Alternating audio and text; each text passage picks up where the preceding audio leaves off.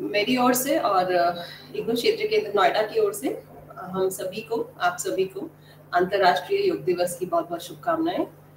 आज हमारे साथ हमारे एक्सपर्ट के तौर पर मिस्टर कविंद्र नेगी हमारे साथ उपस्थित हैं और साथ ही इस प्रोग्राम में क्षेत्र केंद्र नोएडा के वरिष्ठ क्षेत्र निदेशक सर डॉक्टर अमित चतुर्वेदी जी। सर नमस्कार, आपका स्वागत है। नमस्कार। नमस्कार। और मेरे वरिष्ठ अपर निदेशक क्षेत्र केंद्र नोएडा से doctor Avinash Mohan Saklani sir. Sir स्वागत है आपका। सभी को नमस्कार। और मैडम डॉक्टर सिरान मुखर्जी, अपर निदेशक क्षेत्र केंद्र नोएडा से।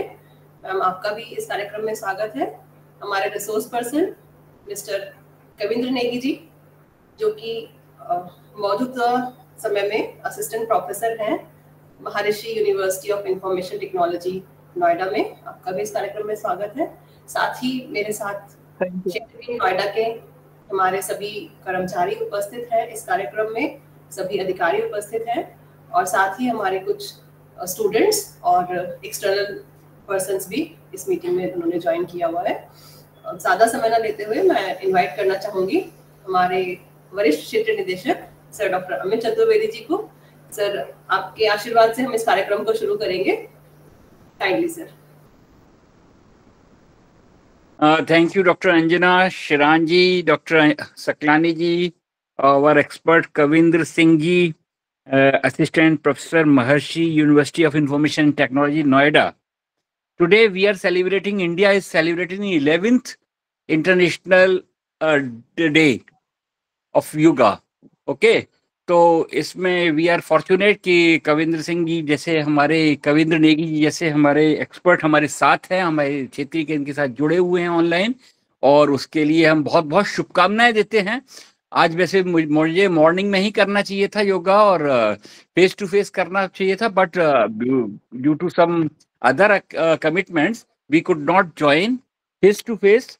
तो बट बहुत अच्छा है ये, आप करिएगा उसके लिए। और जहाँ तक योग का जीवन में सवाल है, योग इज एन इम्पॉर्टेंट थिंग और आपको करना चाहिए। Everybody should do some yogic exercises, और करने से उससे फायदा होगा, आपके आत्म बल में शांति मिलती है और आपका फिजिकली आप बहुत मोटिवेट होते हैं, उसके लिए अच्छा लगता है उसको करने से। एटलीस्ट हाफ एन आवर योग डेली यदि कोई करता है तो उसको किसी भी तरीके की कोई फिजिकल प्रॉब्लम नहीं होती है। Day before yesterday I visited to my physician, तो उसने बताया था कि यदि if you are doing at least 30 minutes walk or yoga exercise, then there will be no diabetes and no problem. तो इस तरीके से आपकी पैदा होगा, विटामिन डी, विटामिन बी वगैरह सबका इंक्रीज होती है। तो जहाँ तक योग के लिए बहुत ही उत्साहवर्धक दिन है। और आज हमारे माननीय प्रधानमंत्री श्री नरेंद्र मोदी जी ने विशाखापट्टनम में जो कोस्टल एरिया है विशाखापट्टनम, वहां पर उन्होंने योगिक एक्टिविटीज की हैं और it is a wonderful scene in the morning in the when I was watching live program from Visakhapatnam. वो सारे न्यूज़ चैनल्स में आ रहे थे। हमारी महामहिम राष्ट्रपति जी महोदया भी थी उसमें, और बहुत सारे डिग्निटरीज भी थे उसमें, ज्वाइन किए हुए थे, और आंध्रा के चीफ मिनिस्टर चंद्रबाबू नायडू भी थे उसमें।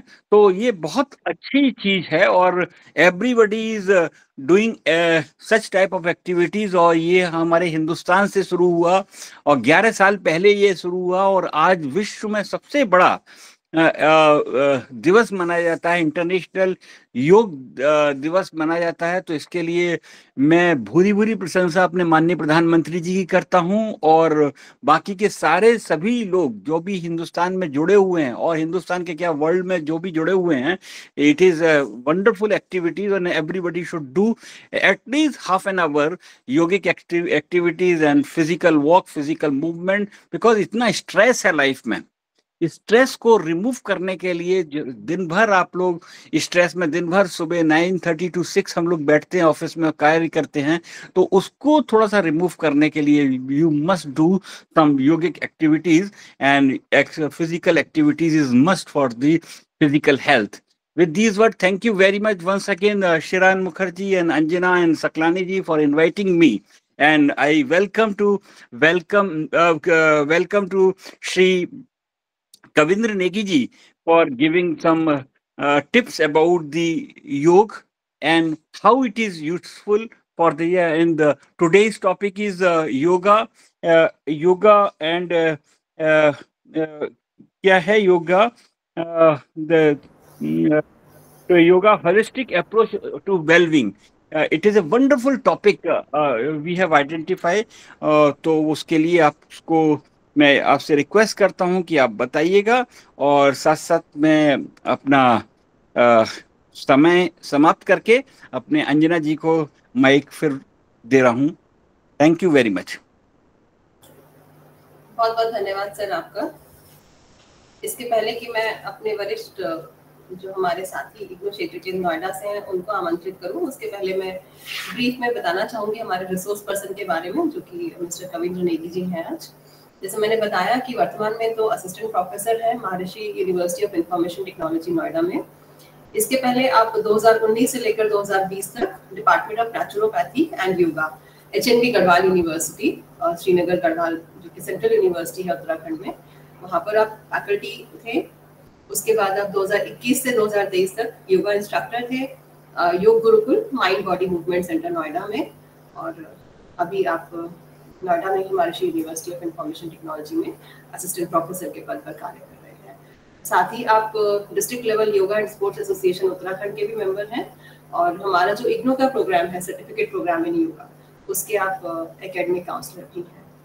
और आपकी एक्सपर्टीज की हम लोग बात करें तो आप योग, आपका जो एक्सपर्टीज है वो योग philosophy, yoga instruction, academic teaching in yoga और community level sports and wellness activities, ये आपका एक्सपर्टीज है. और हमें हर्ष हो रहा है आज आपको यहाँ पर आमंत्रित करते हुए. हम आपको सुनने के लिए उत्साहित हैं और हम सुनेंगे इस टॉपिक के बारे में जो कि आज का टॉपिक है yoga holistic approach to wellbeing. और हम चाहेंगे कि आप कुछ हमें जो बेसिक एक्सरसाइजेस हैं जो कि हम लोग अपना रूटीन में प्रैक्टिस कर सकते हैं उसके बारे में भी आप हमें बताइएगा. आपको आमंत्रित करने से पहले मैं अपने वरिष्ठ sir doctor Avinash Mohan Saklani sir को आमंत्रित करती हूँ. सर आपके आशीर्वाद से हम इस कार्यक्रम को आगे बढ़ाएंगे. धन्यवाद मैडम. हम सभी जानते हैं कि विश्व सभ्यता को भारतवर्ष की जो अनूठी देने हैं उसमें योग का एक महत्वपूर्ण स्थान रहा है.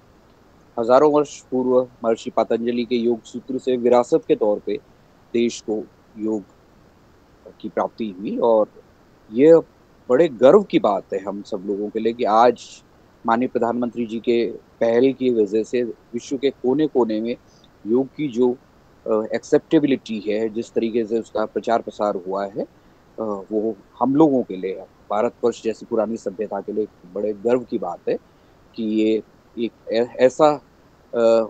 ऐसी प्रणाली है जिसमें एक किस्म से हमारे पूरे तंत्र में किस तरीके से क्षेत्रीय निदेशक महोदय ने कहा है कि हमारे जो दैनिक जीवन, जो डे टू डे लाइफ में योग किस तरीके से हमारी जिंदगी को प्रभावित कर सकता है. तो न केवल एक फिजिकल लेवल पर बट स्पिरिचुअल लेवल पर भी योग का एक बहुत लॉन्ग रनिंग इफेक्ट है. और इसको हम देखते हैं, हमने कई बुजुर्गों को जब योग करते हुए देखते हैं तो सचमुच एक मोटिवेशन वाली बात आती है. तो ये हमारा कहना है, और एक उद्बोधन के तौर पे हम अपने सभी साथियों से जिनसे भी हमारा संवाद होता है उनको ये कहना चाहेंगे कि भारतवर्ष की इस विरासत को हम सहेज के रखें और अपने दैनिक जीवन में प्रयास करें. न केवल एक दिन में, वर्ष के एक दिन के तौर पे इसको हम आज तो इस भावना को एक किस्म से रीइंफोर्स करने का दिन है, लेकिन दैनिक जीवन में अगर हम योग को अपना सकें, और जिसमें हमारे कविंद्र जी जैसे योगाचार्यों का बहुत बड़ा योगदान है कि वो योगा को आम लोगों में पॉपुलराइज कर रहे हैं. बहुत बहुत धन्यवाद. धन्यवाद सर. अब मैं आमंत्रित करना चाहूंगी मैडम डॉक्टर शिरान मुखर्जी को. मैम आप कुछ शब्द कहें ताकि हम कार्यक्रम को फिर आगे शुरू कर सकें. नमस्कार. और हमारे आदरणीय वरिष्ठ क्षेत्रीय निदेशक डॉक्टर अमित चतुर्वेदी, हमारे एडिशनल डायरेक्टर डॉक्टर सकलानी, मेरी colleague doctor Anjana deputy director, बाकी सारे जो मेंबर्स हैं रीजनल सेंटर नोएडा के, और हमारे आज के जो मुख्य वक्ता हैं मिस्टर कविंद्र नेगी, मैं सबको नमस्कार करती हूँ। और जैसे कि हमारे regional director doctor Amit Chaturvedi ji ने कहा और डॉक्टर सकलानी जी ने कहा, मैं उसी को रीट्रेट करना चाहूँगी कि योगा सिर्फ एक दिन का ये कार्यक्रम नहीं होना चाहिए, अंतर्राष्ट्रीय कार्यक्रम नहीं होना चाहिए। ये हमें कोशिश करना चाहिए कि हम इसको हमारे दैनिक जीवन में इसको सम्मिलित करें, और ये हमें सिर्फ ना तो भौतिक strength, that is physical strength देता है, it gives us mobility, it gives us strength, but it also gives us the much needed psychological and the mental strength to face the different situations in our daily lives. It also helps us to reduce the stress. I would say it is one of the major de-stressors if one is able to practice yoga and its asanas in the right way. That is very important. Asanas हम लोगों को पता है बहुत तरह के आसनाज हैं, पर उसको कैसे प्रैक्टिस करना है और कैसे सही तरीके से प्रैक्टिस करना है वो बहुत ज़रूरी है। और इसमें स्पेशली प्राणायाम का बहुत ज़्यादा इम्पोर्टेंस है। जो different kinds of breathing exercises हैं उसकी बहुत ज़्यादा इम्पोर्टेंस होती है। वो हमें मेंटल स्ट्रेंथ देता है, मेंटल पीस देता है, कामनेस देता है, माइंडफुलनेस देता है, और स्पिरिचुअल स्ट्रेंथ भी देता है। मैं ज़्यादा समय नहीं लूँगी क्योंकि हम लोग तो यही चाहेंगे, क्योंकि हम तो आपस में सुनते रहते हैं अपनी बातें, बट आज हम लोगों ने जो हमारे गेस्ट को बुलाया है, गेस्ट स्पीकर को, हम उनको सुनना चाहेंगे। बस इन्हीं शब्दों से मैं I get back to doctor Anjana. I think we can now start with the lecture. Thank you so much doctor Anjana, thank you so much. Thank you ma'am, thank you so much. अब ज़्यादा समय न लेते हुए हम इस मंच को सौंप रहे हैं हमारे resource person mister Kavindra Negi ji को। नेगी जी, अब हम आपको सुनने के लिए उत्साहित हैं हम सभी, और आप जो हमें शिक्षा देंगे, जो ज्ञान आज हमें देंगे, हम आशा करते हैं कि वो हमारे आने वाले समय में बहुत ही महत्वपूर्ण होगा। Please. Thank you so much ma'am. नमस्ते everyone, good morning to all of you. First of all, I would like to express my gratitude. Thank you. Gratitude to all the dignitaries of IGNOU, and special thanks to Dr. Shiran Mukherjee ma'am for inviting me to speak on this wonderful occasion. Happy International Day to all of you. As we know, this is the 11th International Yoga Day, and this time the theme is Yoga for One Health, One Earth and One Health. Ma'am, I would like to share my screen. Can I share? Please आप कर सकते हैं, आपको right से आप कर सकते हैं।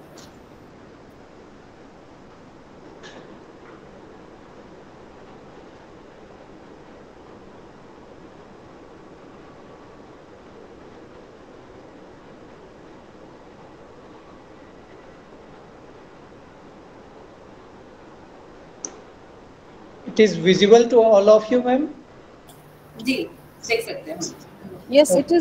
It is visible. Okay. So the topic is yoga, a holistic approach to well-being. Yoga means a unity, एकता, और योग का जो हिंदी शाब्दिक अर्थ है वो है जुड़ना, एकता, और ये अपने आप में एक पूर्णता को दर्शाता है। योग का मतलब हम पूर्णता से लेते हैं, कंप्लीटनेस। और महर्षि पतंजलि जो ओरिजिनेटर हैं योगा के, वह योग को इस तरह से बताते हैं कि योग जो है वह योगस्य चित्त वृत्ति निरोधा। It means yoga is the control और stopping of the fluctuations of mind. वह शरीर को लेकर कभी बात नहीं करते हैं, हर जगह मन से रिलेटेड बात की, क्योंकि जो विकार है वो सबसे पहले मन में आता है। वी बिलीव इन योगा, जो विकार है वो पहले मन में आता है, फिर मन से शरीर को। तो हमें मेंटली बहुत स्ट्रांग होना है, मन को मजबूत करना है। जब हम मन से जो मन की जो वृत्तियां हैं, जो फ्लक्चुएशंस हैं, उन्हें दूर करेंगे, तभी हम कंप्लीट स्वस्थ होलिस्टिक हेल्थ अचीव कर पाएंगे। We believe in yoga. Holistic health is a state of balance, awareness and harmony in all the aspects of life. ये केवल absence of disease नहीं है। And as we know कि holistic well-being का मतलब है body, mind और soul जब आपका तीनों का coordination रहे, तीनों balance में रहे, it's just not only treating disease, it means living a healthy and happy and meaningful life. और अगर होलिस्टिक हेल्थ को हम देखें तो आयुर्वेद में इसका बहुत अच्छा एक्सप्लेनेशन मिलता है हमें। अगर हम आयुर्वेद में देखें तो सुश्रुत ऋषि हैं जो होलिस्टिक हेल्थ या हेल्थ को लेकर कहते हैं, सम दोषः समा अग्निश्च सम धातु मलः क्रिया प्रसन्नात्मा इंद्रिया मनः स्वस्थ इत्याभिधीयते। इट मीन्स जिसके दोष, वन हुज दोषास मीन्स वात, पित्त और कफ, जिसके बैलेंस में है।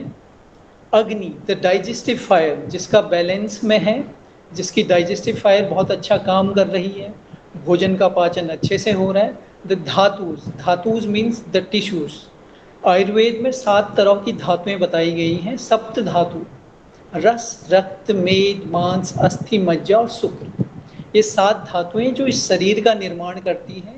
And the malas, it means the waste product, are in a state of equilibrium and whose ये सब ही बैलेंस में ना हो, दोष भी आपके बैलेंस में होने चाहिए।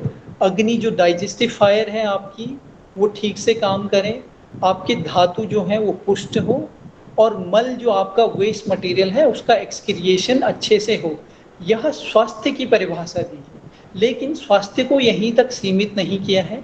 उसके आगे बताते हैं कि जिसकी सोल, सेंस ऑर्गन्स और माइंड भी क्या हो, स्वस्थ हो। Soul, sense organ and mind are in state of contentment, is called a healthy person. तो मुझे इससे खूबसूरत परिभाषा या श्लोक आज तक हेल्थ का मिला नहीं, क्योंकि ये मुझे बेस्ट लगता है। It's a wonderful explanation of healthy body, कि आप हेल्दी किसे कहेंगे। आपका फिजिकली फिट होना, it's not only be a healthy person, आपको मेंटल लेवल भी हेल्थ होना पड़ेगा। इवन आपकी जो सोल है वो भी एक सेटिस्फैक्शन फील करे, तभी हम आपको स्वस्थ कहेंगे। लेकिन यह जो धातुएं हैं, दोष हैं, यह कब खराब होती हैं, कब इनमें असंतुलन आता है, जिसके कारण हमें डिजीज होती है। योग साइंस में, हम योगा फिलॉसफी में हम बिलीव करते हैं कि हर एक मनुष्य जो है वो 3 प्रकार के दुखों से ग्रसित है। वह 3 प्रकार के दुख हैं, उन्हें हम कहते हैं तप त्रयास। द फर्स्ट वन इज आदि भौतिक तप, आदि भौतिक तप एंड आदि दैवीय तप। आदि भौतिक तप is related to within oneself, जो हमारे भीतर जो दुख जो होते हैं उन्हें हम आदि भौतिक दुख में रखते हैं। इसमें आ जाती है आपकी फिजिकल इलनेस, मेंटल इलनेस या फिर नेगेटिव इमोशंस। इस प्रकार की जितने भी दुख, इनसे होने वाले दुख या कोई भी तकलीफ जो भी हमें होती है, हम उन सबको आदि भौतिक दुख में रखते हैं, आदि भौतिक तप के अंदर उन्हें काउंट करते हैं। इसके बाद जो एक दुख हमें मिलता है वो दूसरों से मिलता है, जिसे हम कहते हैं आदि भौतिक दुख। क्योंकि हेल्थ का एक डायमेंशन ये भी है कि इसका इफेक्ट एक्सटर्नल सोर्सेस से बहुत पड़ता है आपकी हेल्थ पे। इसमें जो भी दुख आपको दूसरों से प्राप्त हो रहा है, ये हो सकता है किसी एक्सीडेंट से, एनिमीज या किसी भी अन्य व्यक्ति विशेष से। जो भी दुख आपको मिला, ये हम आदि भौतिक दुख में रखते हैं, और इन तीनों दुखों से हर कोई ग्रसित होता है। हम ये नहीं कह सकते कि हम आदि भौतिक रूप से ठीक हो सकते हैं, लेकिन आदि भौतिक दुख कहीं ना कहीं हम सबके जीवन में रहता है। और इसके अलावा इन दो दुखों के अलावा एक और प्रकार का दुख है जिसे कहते हैं हम आदिदैवीय तप। ये डिवाइन फोर्सेस से होने वाला दुख, जैसे सुनामी हो गया, अर्थक्वेक हो गया, इससे जो भी नुकसान, जो भी दुख हमें प्राप्त हो उसे आदिदैवीय दुख कहते हैं। तो इन दो धातु, अग्नि या आपकी आत्मा या इंद्रियां कब अस्वस्थ रहती हैं? जब इन तीनों दुखों में कोई ना कोई डिस्टर्ब रहता है। हो सकता है आदि भौतिक रूप से आप डिस्टर्ब हो, आदि आध्यात्मिक रूप से डिस्टर्ब हो, या फिर आदि दैवीय रूप से आपको कोई दुख मिला हो। तो इन तीनों दुखों को दूर करने के लिए योग फिलॉसफी में पतंजलि महाराज ने एक बहुत अच्छा कॉन्सेप्ट दिया है जिसे हम कहते हैं अष्टांग yoga, the 8 limbs of yoga. इसके अंदर यम, नियम, आसन, प्राणायाम, प्रत्याहार, धारणा, ध्यान और समाधि, ये 8 लिम्स हैं जो इसके अंदर आते हैं। यम हमारे अंदर मॉरल वैल्यूज को डेवलप करता है। यम भी 5 प्रकार के होते हैं। सत्य हो गया, अहिंसा हो गया, अस्तेय, ब्रह्मचर्य, अपरिग्रह। जब हम इन 5 को फॉलो करते हैं, यम हमें सिखाता है कि आपको समाज में कैसा बिहेव करना है, how to behave in society, जिससे आप अपने आदि भौतिक जो दुख हैं उन्हें कम कर सकते हो। या आदि भौतिक तपा मीन्स जो दूसरों से मिलने वाले दुख हैं आपको।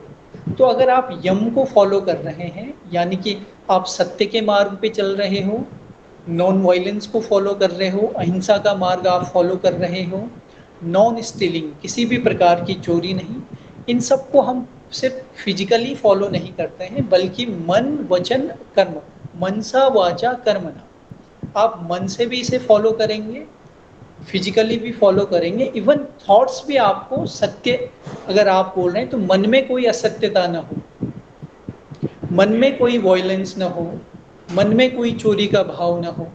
तो यह सब, जब इन सब को जब आप यम को जब आप फॉलो करते हैं तो ये आपके आदि भौतिक तप जितने भी हैं उन्हें रिड्यूस करते हैं, दूसरों से मिलने वाले दुख जो है उन्हें रिड्यूस करता है। इसका सबसे अच्छा एग्जाम्पल योग सूत्र जो पतंजलि महाराज द्वारा कृत है उसमें एक आता है, जब आप अहिंसा को फॉलो करते हो, नॉन वायलेंस को फॉलो करते हैं, तो इसका परिणाम महर्षि पतंजलि बताते हैं, अहिंसा प्रतिष्ठाया वैर त्यागा। इट मीन्स जब आप अहिंसा को फॉलो करते हैं, नॉन वायलेंस को फॉलो करते हैं, तो आपसे सभी प्रकार के जो जीव हैं, लिविंग बीइंग हैं, वो बैर को त्याग देते हैं। मीन्स आपसे कोई नाराजगी नहीं होगी। तो यह ऑटोमेटिकली हमारे आदि भौतिक दुख को कम करता है और हम होलिस्टिक हेल्थ के एस्पेक्ट में एक कदम ऊपर बढ़ गए हैं। क्या मेंटली हम डिस्टर्ब नहीं रहेंगे, या दूसरों से मिलने वाला दुख हमें प्राप्त नहीं होगा, जिससे हमारी इंद्रियां प्रसन्न रहेंगी, आत्मा प्रसन्न रहेगी। दूसरा है नियम। नियम के इट्स अ पर्सनल डिसिप्लिन। ये यम जो था वो समाज के साथ आपको कैसे बिहेव करना है, नियम हमें बताता है कि आप अपने साथ कैसे बिहेव करोगे। तो नियम के अंदर आता है शौच, संतोष, तप, स्वाध्याय, ईश्वर प्रणिधान। शौच मीन्स क्लीनलीनेस, जो है आपको एक हाइजीन हम सभी मेंटेन करते हैं, जैसे ओरल हाइजीन हो गया, हर प्रकार शरीर, हम सुबह सुबह शावर लेते हैं, तो ये हाइजीन तो हम मेंटेन करते ही हैं, लेकिन साथ साथ हमें विचारों की हाइजीन भी रखनी है।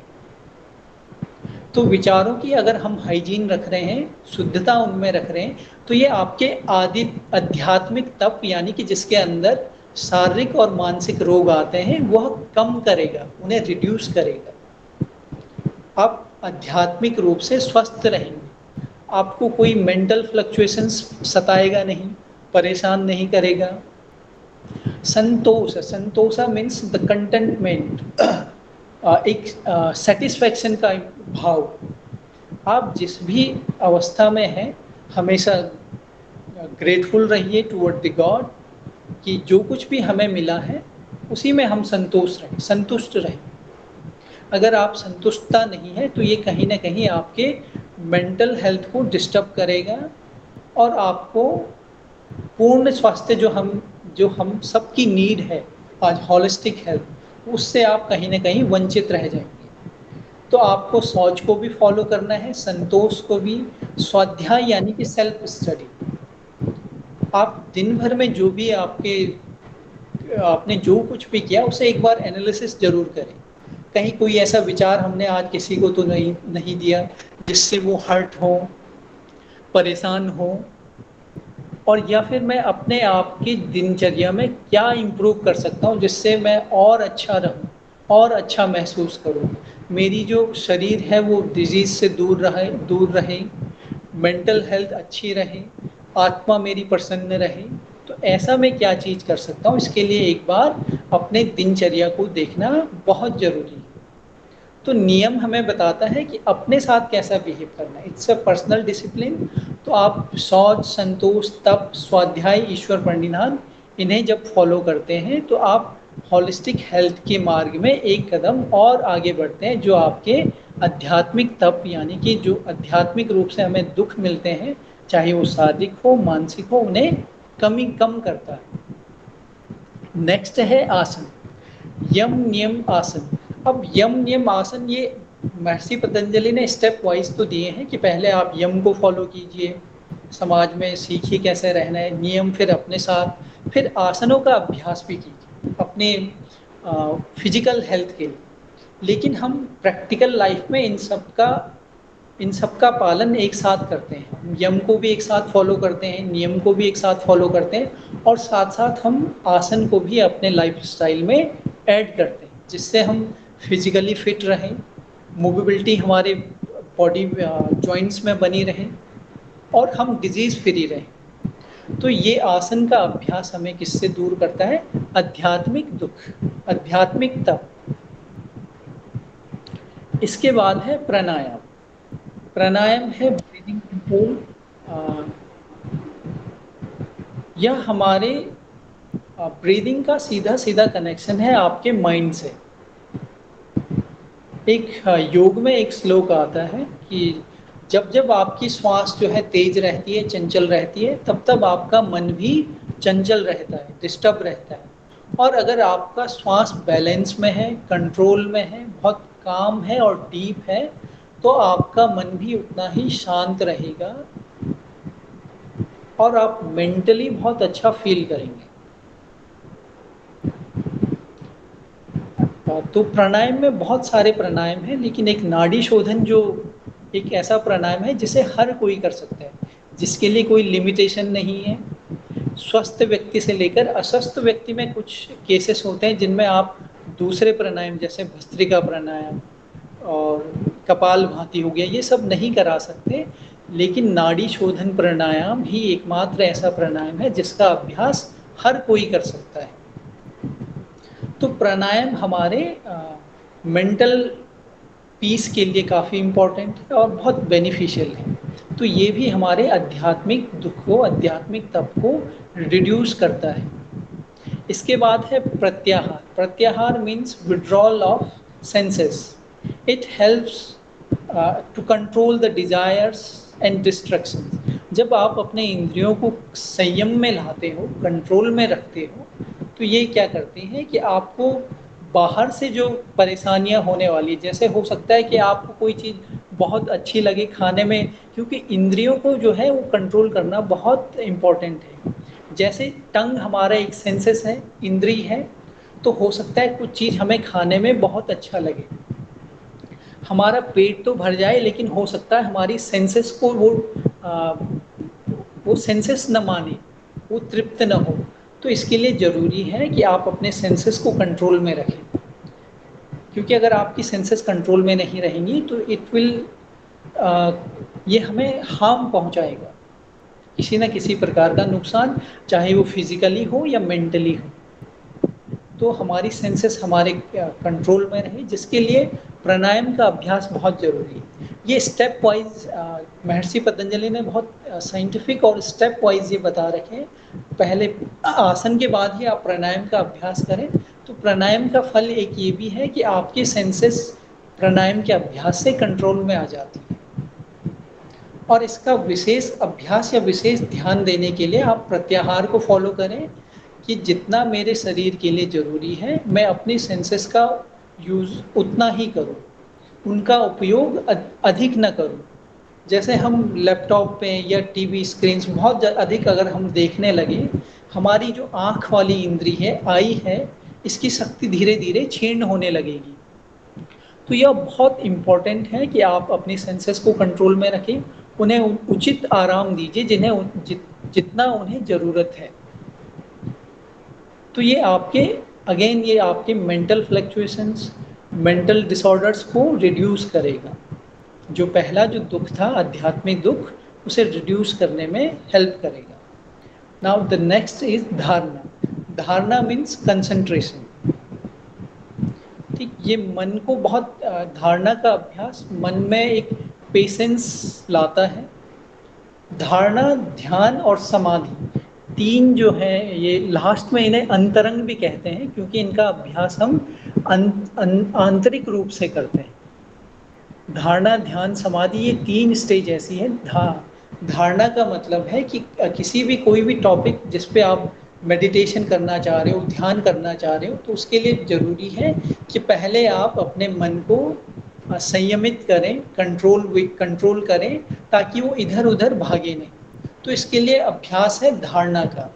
फिर धारणा का अभ्यास जैसे ही आपका बढ़ता है, तब हम प्रैक्टिस करते हैं ध्यान, मेडिटेशन। ध्यान हो गया, धारणा हो गया आपका कंसंट्रेशन, ध्यान यानी कि मेडिटेशन। यहाँ आप एक सब्जेक्ट को लेते हैं, चाहे वो ओम हो या कोई विचार हो, जिस पे आप मेडिटेशन करते हो, लगातार एक थॉट चलता है आपके माइंड में। धारणा is one subjects many thoughts. धारणा में आपके हो सकता है कि आपका सब्जेक्ट तो एक ही हो, लेकिन विचार बहुत सारे हो सकते हैं, लेकिन वो विचार जो होंगे उसी सब्जेक्ट को लेकर होंगे। तो यह धारणा है। और ध्यान के अभ्यास, जैसे जैसे धारणा का अभ्यास बढ़ता है, तो ध्यान में क्या चीज़ होती है कि आपका एक ही विचार रहेगा, सब्जेक्ट भी एक ही रहेगा और विचार भी एक ही रहेगा। तो यह धारणा और ध्यान में एक छोटा सा डिफरेंस है। और जब ध्यान का अभ्यास बहुत अधिक आपका हो जाता है, आप जब मास्टरी कर लेते हो ध्यान में, तो यही घटित होता है आप समाधि की स्टेज में। It is a supreme bliss stage of oneness, the complete freedom from suffering. समाधि की स्टेज है, इट्स अ थॉटलेस स्टेज। जब आपके पास सब्जेक्ट तो है जिस पे आप धारणा करिए, आपने जिस पे आपने ध्यान करा, समाधि भी उसी के ऊपर है, लेकिन तब आपके पास विचार नहीं है। और शुरू में मैंने कहा कि पतंजलि महाराज ने भी योग को यही बताया है। जब आपकी चित्त वृत्तियाँ कम हो जाती हैं, चित्त वृत्तियों का पूर्ण तरह निरोध हो जाता है, आप पूरी तरह से चित्त वृत्तियों को स्टॉप कर देते हैं, इसी को योग कहा है। तो समाधि जो आठवां लिम्ब है, महर्षि पतंजलि ने जो आठवां लिम्ब बताया, उसे बताया कंप्लीट फ्रीडम फ्रॉम सफरिंग।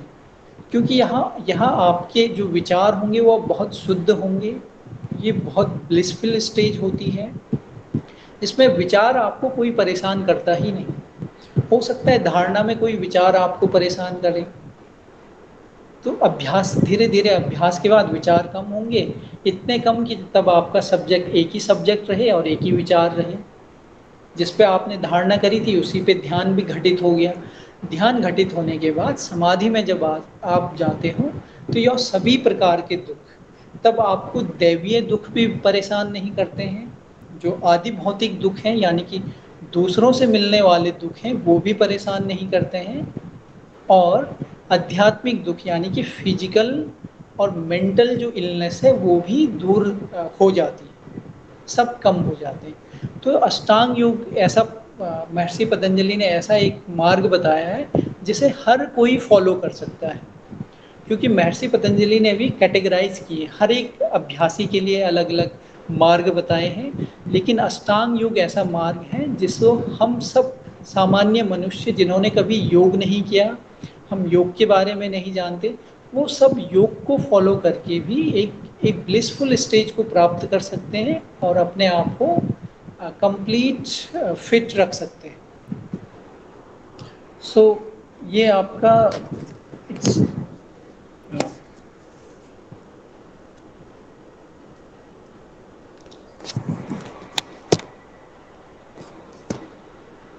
ये आपका था जो मैं थोड़ा कनेक्ट करने की कोशिश करी मैंने कि आप कैसे हॉलिस्टिक हेल्थ को प्राप्त कर सकते हैं थ्रू द अष्टांग योग, through the 8 limbs of yoga. तो ये था आपका थ्योरेटिकल एस्पेक्ट और आज का। अब इसके बाद हम कुछ ऐसे अभ्यास करेंगे जिसके लिए आप सभी चेयर में बड़े कंफर्टेबली बैठें। थोड़ा सा कुछ माइक्रो एक्सरसाइज हैं जो मैं आप सबको कराना चाहूँगा। इन्हें हर कोई कर सकता है। जो हम आगे जो करने जा रहे हैं जॉइंट्स मूवमेंट, इन्हें हर कोई कर सकता है, इसमें कोई लिमिटेशन नहीं है। आसनों का अभ्यास हमेशा सब्जेक्टिव होता है। अगर आपकी जो रिक्वायरमेंट हो उसी के अकॉर्डिंग आप आसनों का अभ्यास करते हैं।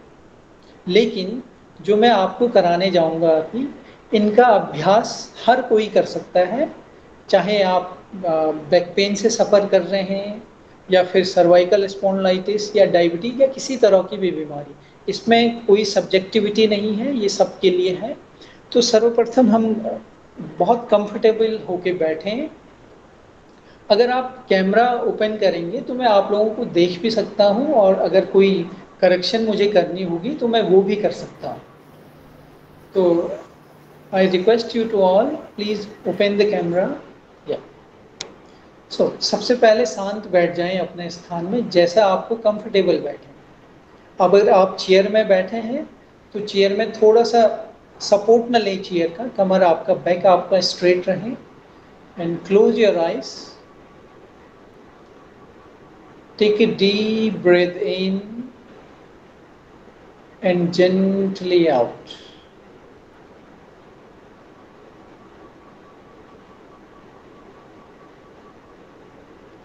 Focus on breathing. Mentally watch your breath.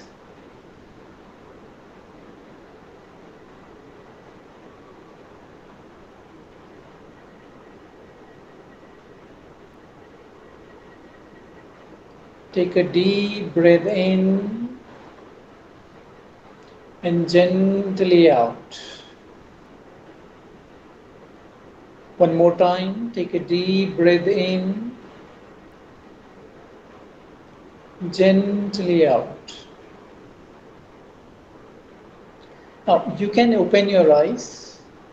Now, while you inhale, move your head up. Inhale and move your head up. Look at the ceiling. Exhale, move your head down.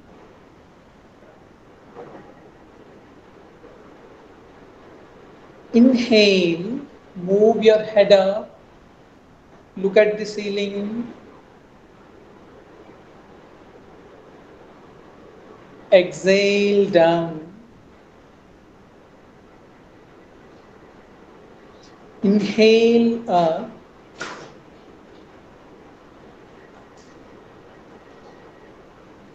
Exhale down. Inhale up.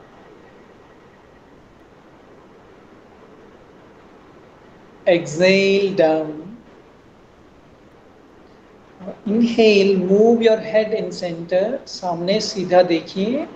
Now take a deep breath in, and while you exhale, bend your neck to the right side.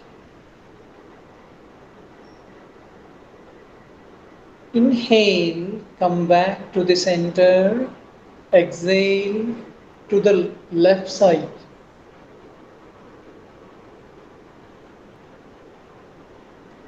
Inhale, come back to the center. Exhale, bend your neck to the right side. गर्दन को बिल्कुल ढीला छोड़िए. Inhale, come back. Exhale to the left side. Loosen your neck muscles. Inhale, come back. Now exhale, look at the right side. Bring your chin over the right shoulder. Inhale, come back to the center. Exhale, look at the left side. Inhale, श्वास लेते हुए center. Exhale to the right side. Inhale, come back to the center. Exhale, look at the left side. Inhale, come back and relax. Now, shoulder rotation. Place your fingertips on shoulder. Touch your elbows to each other. Now, inhale, rotate your shoulder upward and exhale on the downward. 1. Exhale on the downward. Inhale on the upward movement and exhale on the downward. श्वास लेते हुए ऊपर की तरफ rotate कीजिए shoulder को, elbows को rotate कीजिए और एक्सलेशन करते हुए नीचे की तरफ. Inhale, exhale downward. Now opposite anti clockwise rotate कीजिए, down to upward.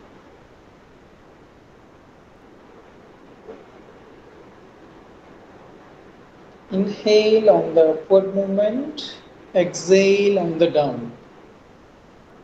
Gently rotate your shoulder. Now relax. Release. दोनों हाथ आपके थाइस के ऊपर and relax. Deep breathing.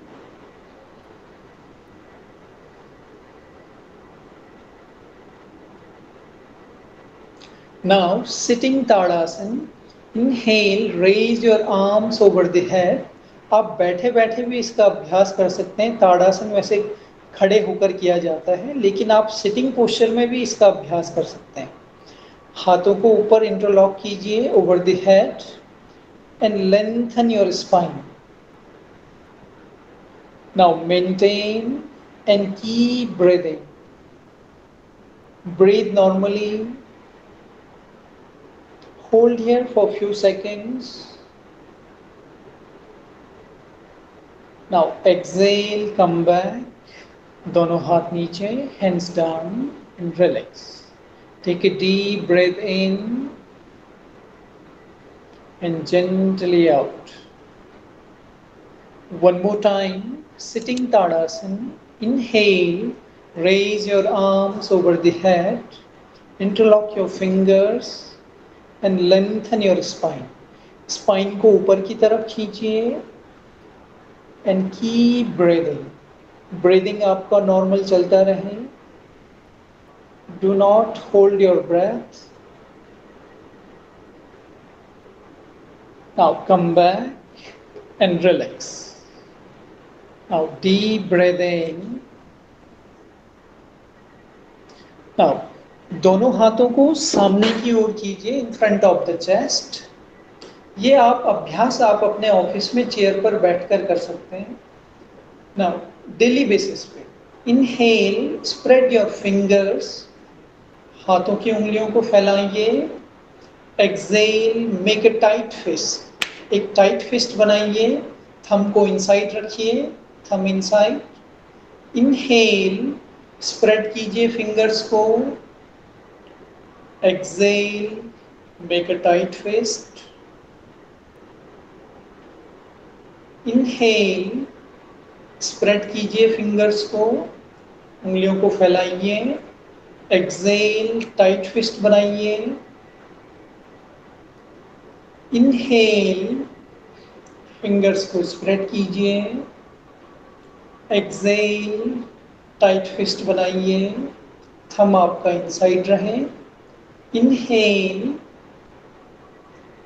exhale. Now wrist rotation. फिस्ट बना के रखिए और रिस्ट को रोटेट कीजिए clockwise. 4 to 5 time. Now opposite direction में anti clockwise. Release. Now deep breathing.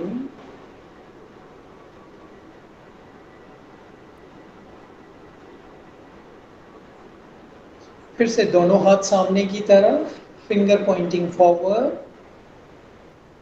Now inhale, श्वास लेते हुए फिंगर पॉइंटिंग अपवर्ड, ऊपर की तरफ स्ट्रेच कीजिए। नाउ एक्सहेल डाउनवर्ड, नीचे की तरफ। Keep the elbow straight. Inhale, ऊपर की तरफ। Exhale downward. Inhale up, exhale down. Inhale up, exhale down. Inhale up, exhale down. Inhale up,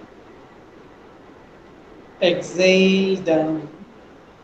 Release and relax. Deep breathing. ये सारे अभ्यास जो हैं ये आपका अगर लॉन्ग सिटिंग जॉब है तो आपके लिए बहुत फ्रूटफुल है। हर कोई इनका अभ्यास कर सकता है। आप चाहें तो जब आपका ब्रेक टाइम होता है, लंच टाइम होता है, उससे पहले आप कर सकते हो, तो इससे आपको काफ़ी लाभ मिलेगा। नाउ राइट हैंड को प्लेस कीजिए ऑन द लेफ्ट नी पे प्लेस कीजिए। Raise your left arm over the head. Inhale, now exhale, bend toward the right side as much as you can. किसी को भी फोर्सफुली नहीं करना है, जितना आपसे हो सके। Hold here for few seconds and breathe normally. Keep breathing. आपको किसी भी पोस्चर में ब्रेथ को होल्ड नहीं करना है। इनहेलेशन के साथ वापस आए। Exhale down. Now same other side. Left hand को प्लेस कीजिए over the right knee. Raise your right arm over the head.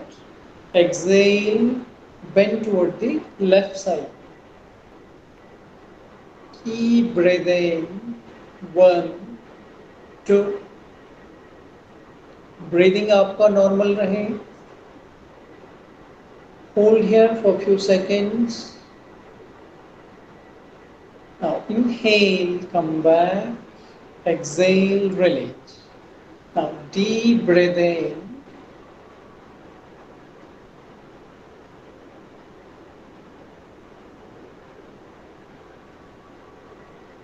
Now, join your palm in front of the body. Now, take a deep breath in, inhale and spread your arms, expand your chest and look at the ceiling. Fill your lungs by air. Hold your breath for a few seconds. Exhale, come back. Again, inhale, spread your arms, look at the ceiling. Exhale, come back. Inhale one more time. Expand your chest. Exhale, come back. Relax. तो ये कुछ general movement थे, micro exercise थी जो आप हर कोई daily basis पे कर सकते हैं। So thank you so much for giving me this opportunity. And अगर आप लोगों की कोई भी क्वेरी हो, कोई प्रश्न हो तो आप पूछिएगा, मैं ज़रूर बताने की कोशिश करूँगा।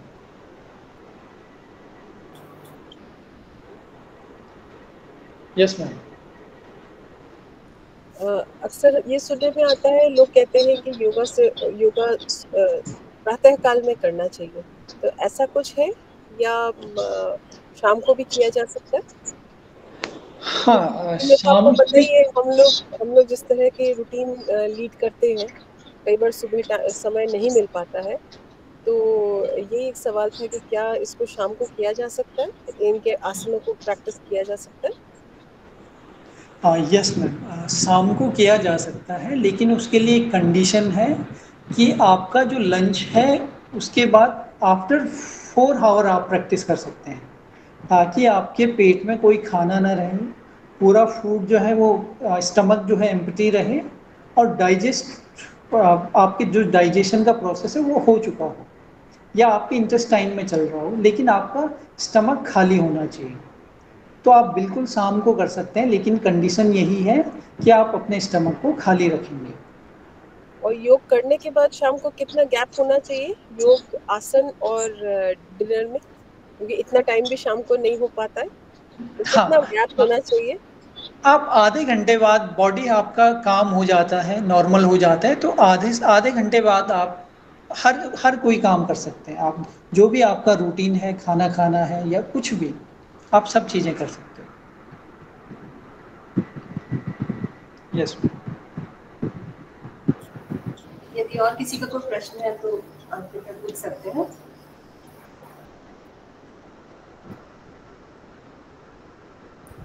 जी सर एक प्रश्न मेरा था। आजकल हम लोगों की निर्भरता स्क्रीन पे बहुत ज़्यादा हो गई है। जैसे ऑफिस में हम लगातार कंप्यूटर पे काम करते हैं, घर में भी कई बार मोबाइल पे कुछ ना कुछ चलता ही रहता है। तो आँखों के लिए कोई ऐसा एक्सरसाइज बताइए सर जो हम लोग कर पाएँ और उससे हमें लाभ हो।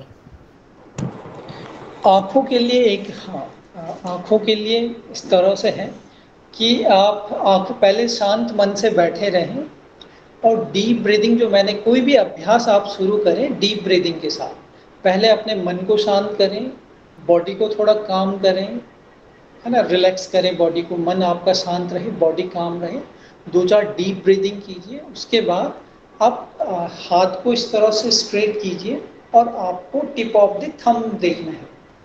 टिप ऑफ द थंब पे देख के आपकी नज़र सामने हो और हाथ को आप धीरे धीरे राइट मूव करें, तो आपकी जो आंखें हैं वो मूव हो, बॉडी मूव ना करें, सिर्फ आंखें मूव हो राइट साइड, पूरा राइट ले जाएं आप जितना ले जा पाए, जहाँ तक आपको थंब दिखे। फिर उसके बाद धीरे धीरे वापस राइट साइड, फिर इसी तरह लेफ्ट साइड, आंखों को लेफ्ट मूव कीजिए। ध्यान रहे आपका बॉडी ना मूव, सिर्फ थंब के साथ। तो एक ही आंखों के लिए बेस्ट एक्सरसाइज है। दूसरा, आप हाथों को रब कीजिए जब आपको बहुत ज़्यादा थकान लगे, और ओवर द आईलिड्स आप प्लेस करें, कुछ देर रखें, जब कंफर्टेबल फील करें तो फिर हाथों को हटा दीजिए। तो इन 2 चीज़ों को आप ऐड कर सकते हैं। Thank you sir. Kavindra ji, एक मैं चीज जानना चाह रहा था।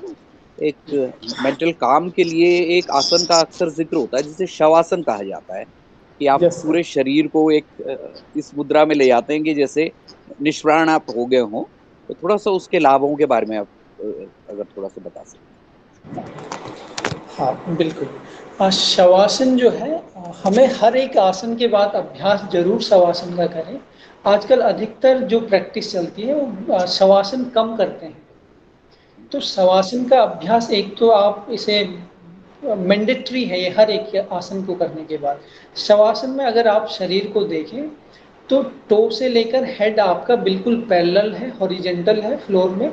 तो ब्लड सर्कुलेशन इसमें जितना आपके टो में रहेगा उतना ही टॉप ऑफ द हेड रहेगा, क्योंकि शवासन में हर एक अंग में जो ब्लड सर्कुलेशन है वो प्रॉपर उतना ही, आपका लंग्स में भी उतना ही ब्लड रहेगा, आपके पेल्विक रीजन में भी उतना ही ब्लड सर्कुलेशन रहेगा और आपके एंकल में भी।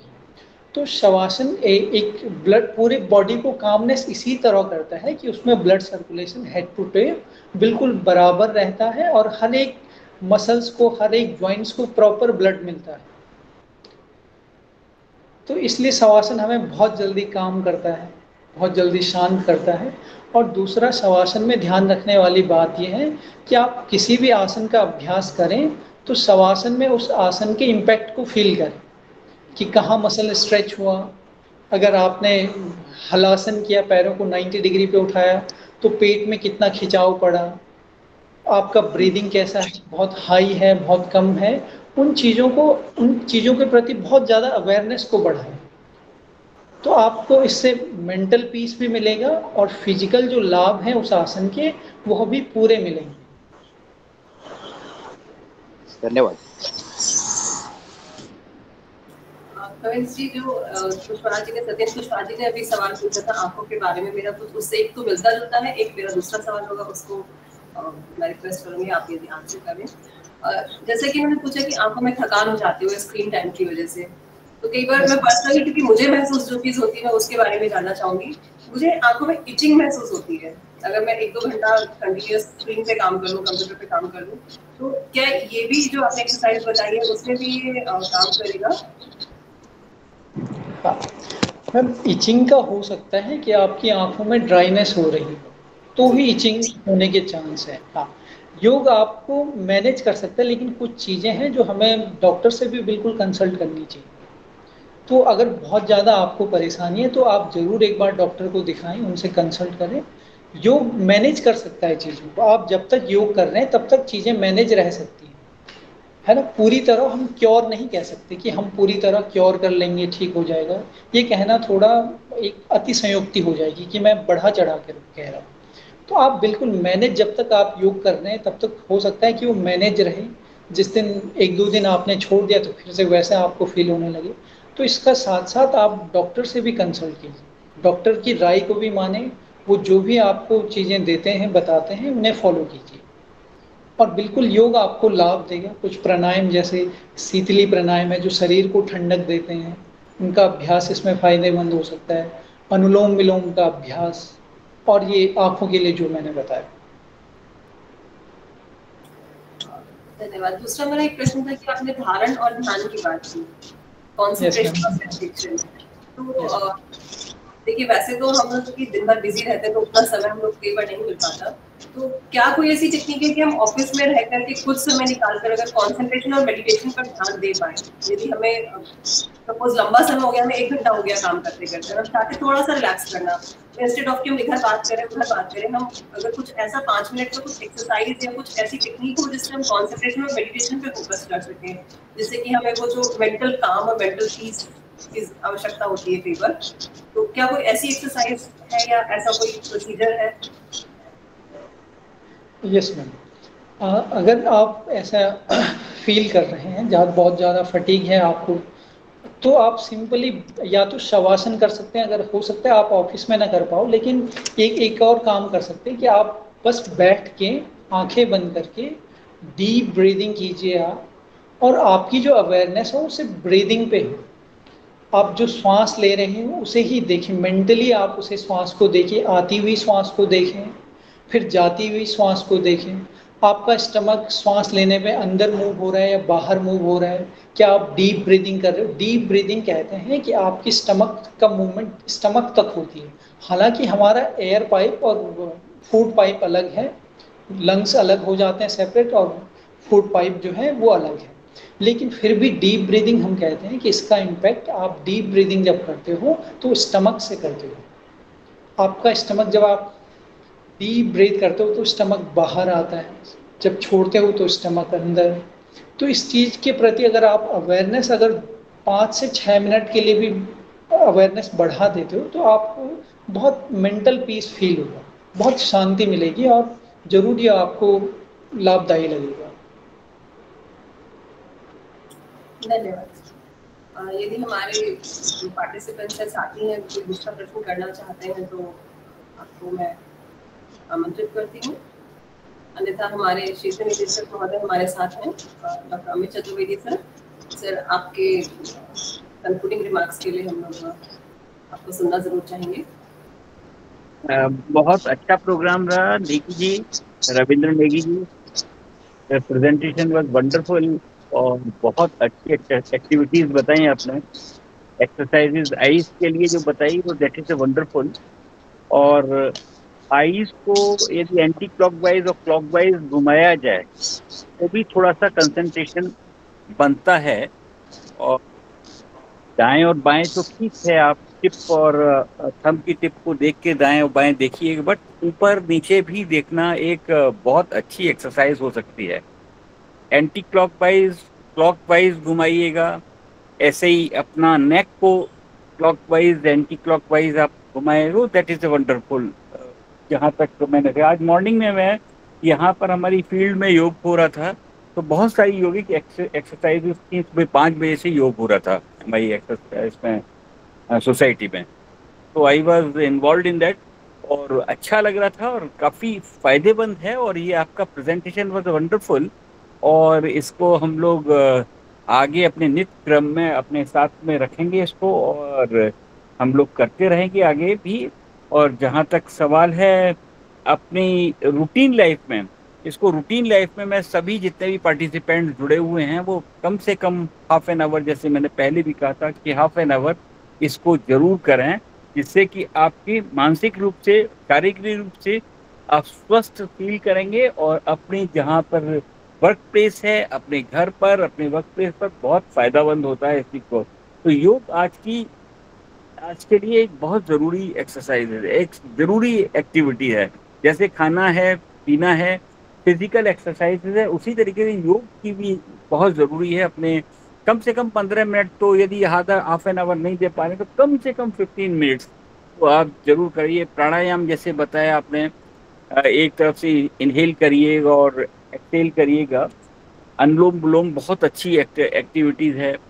भ्रमिका जैसे बताते हैं पतंजलि योग गुरु श्री रामदेव जी बताते हैं, वो भी बहुत अच्छी एक्टिविटीज है। वो हम लोग करते हैं, मॉर्निंग में करते हैं, बट अपने रूटीन के वजह से नहीं कर पाते हैं, इतना काम वाम रहता है तो नहीं हो पाता है। बट करना चाहिए आदमी को, everybody should follow the instructions of the योग और बिल्कुल कायदे से करना चाहिए।